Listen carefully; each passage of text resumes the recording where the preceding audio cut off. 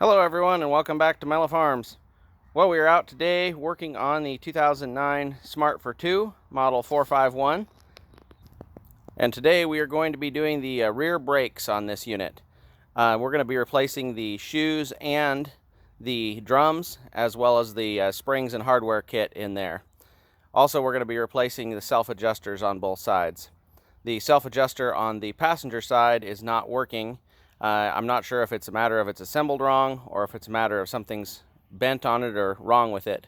But we'll take a look first at the driver's side because it's going to be the easiest to video and go through. And then the passenger will just be a reverse of that. So we'll go ahead and get started. First thing we're going to do is take off the wheel, which we've already done. And then we're going to go ahead and take off the little, I believe it's an Allen screw, and take the drum off. And there it is with the drum off. The pads are in pretty good shape, but we're going to go ahead and replace them anyway because they're worn unevenly because the right rear brake has not been working properly and working the same as the left rear brake. There's also quite a bit of grooving in the drums. They were original drums, and then somebody replaced the pads or shoes and did not replace the drums at the same time. So we're just going to replace everything. It's not that much more expensive. All right, first thing we did is went ahead and loosened the self-adjuster here back to 0. I used a board to push on the brake pedal while I was back here, and then used my finger to wheel this little finger back almost to 0, and that'll take a lot of the tension off those springs. So we'll go ahead and take the spring off the top here, doing that with a set of pliers, and then start taking things away.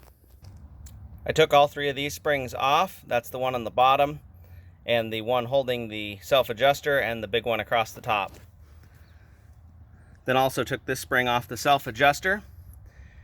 We'll go ahead and release this part right here by pushing and twisting and holding it from the back, and then take the front shoe off, and then we'll have to figure out how the back shoe is attached to the emergency brake.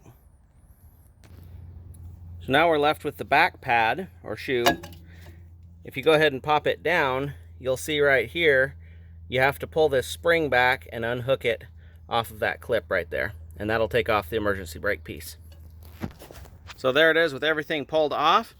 We've got all of our new parts laying here. If necessary, you can use some brake cleaner to clean all that off in there if you had a leak or something like that. It's also a good idea to check the upper cylinder on there, the piston, if you want to replace that. Or rebuild that while you have it apart. This one seems to be in good shape and not leaking, so we're going to go ahead, and I just dusted everything out in there as best I could, and we're going to go ahead and throw the new parts back in. So first thing you're going to do is make sure you have the proper side for the emergency brake and clip that back on with that spring, put it up in place, and then reattach the keeper. So there's the first one up in place. Now we'll go ahead and start working on the self-adjuster. The self-adjuster is going to install the easiest if you clip the spring on first and then slide it up into place, pushing it all the way to the back. And then this piece right here interlocks around the emergency brake mechanism back here. So there's everything put back in place with the self-adjuster. The right part of the self-adjuster is going to pull up a little bit more, kind of like that. Once everything pulls back together with the springs, you can see this piston sticking out a little bit here.